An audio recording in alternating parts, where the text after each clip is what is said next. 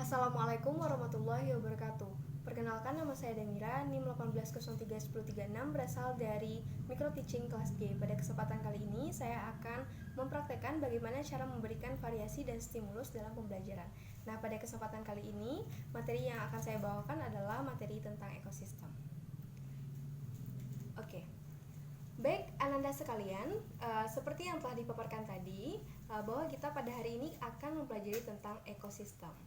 Nah, pada hari ini Ibu akan menggunakan slide PowerPoint untuk menjelaskan apa itu PPT kita tentang ekosistem ini. Nah, cakupan materi yang akan kita bahas pada hari ini yaitu yang pertama, tentang pengertian ekosistem, yang kedua, kemudian kita akan mempelajari tentang hierarkinya, kemudian kita akan mempelajari komponen abiotik dan biotik, serta yang keempat, interaksi antar komponen. Nah, Ananda sekalian bisa lihat pada slide yang sudah Ibu tampilkan. Nah, yang pertama yaitu tentang ekosistem dan ekologi.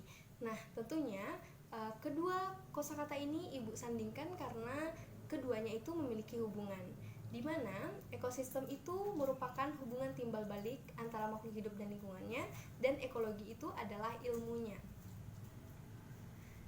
Nah, ini seperti yang Ibu sebutkan tadi, ekosistem itu merupakan sistem ekologi yang terbentuk oleh hubungan timbal balik dan tidak terpisahkan antara makhluk hidup dan lingkungannya. Nah, anak-anak Ibu sekalian, ekologi itu berasal dari bahasa Yunani, yaitu oikos dan juga logos. Oikos itu ada yang tahu artinya apa?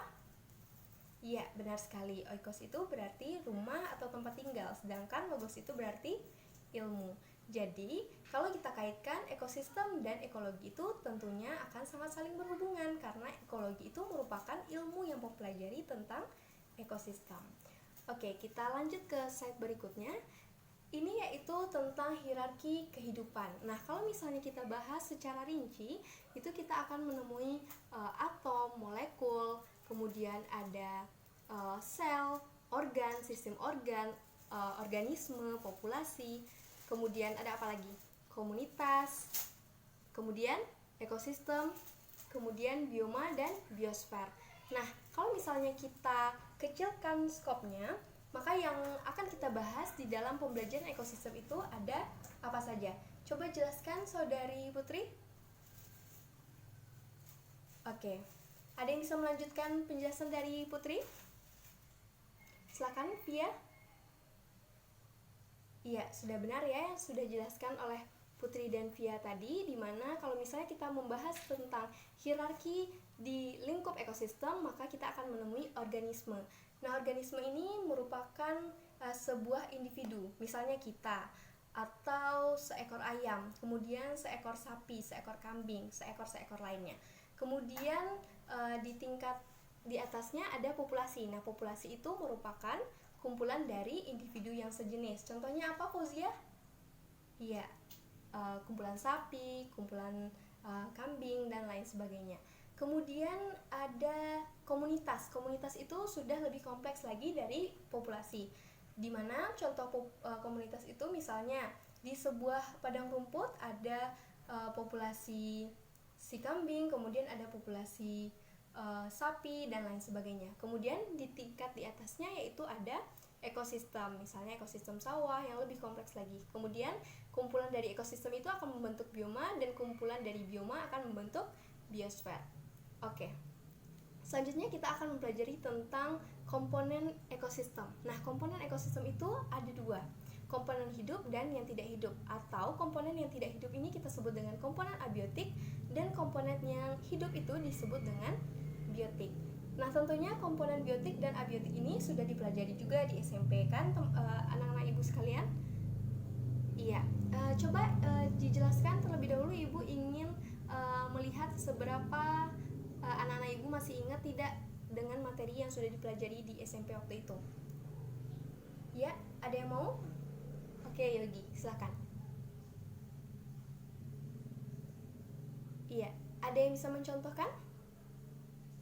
Ayo, siapa yang mau mencontohkan? Via lagi, oke, silakan Via.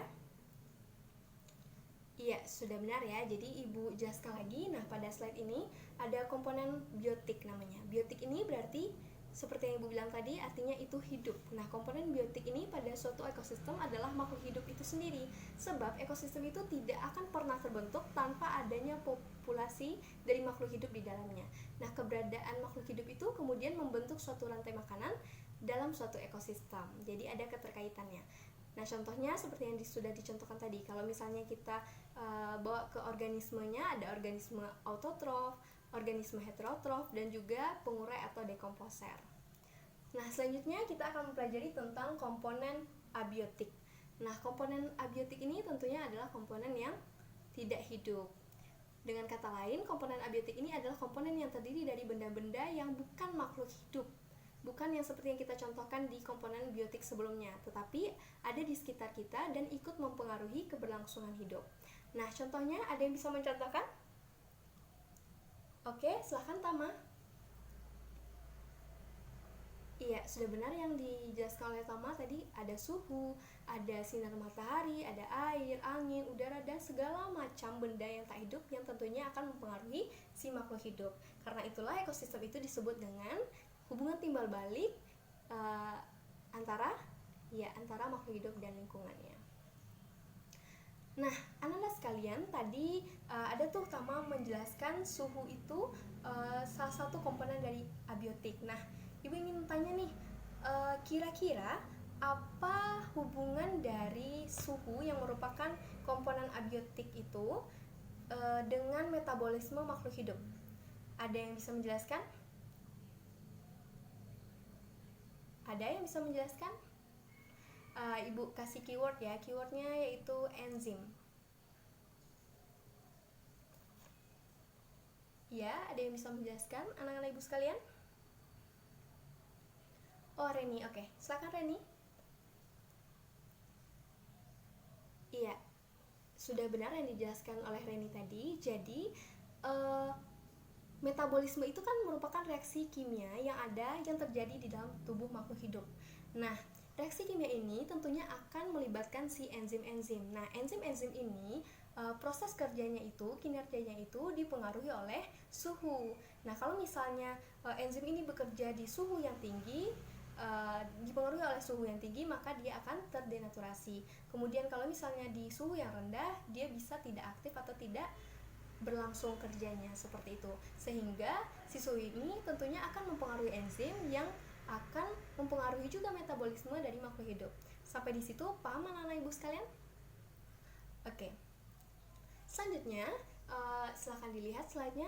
Kita akan mempelajari tentang interaksi antar komponen.